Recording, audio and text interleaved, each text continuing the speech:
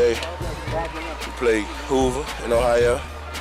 Played a tough game, but then they just more fundamental, had technique, and they came out with the victory. First game, we're gonna get better, you know. And, just look forward past this game. Next week, got Friendship Edison. Come hard on them. They first home game, you know. Execute. That's the game plan. Execute. That's what we like today. Dunbar, you know, they look real good out there for the first game. Minor turnovers that, you know, they're going to get over with. It's a part of maturing. But they look good for their first game.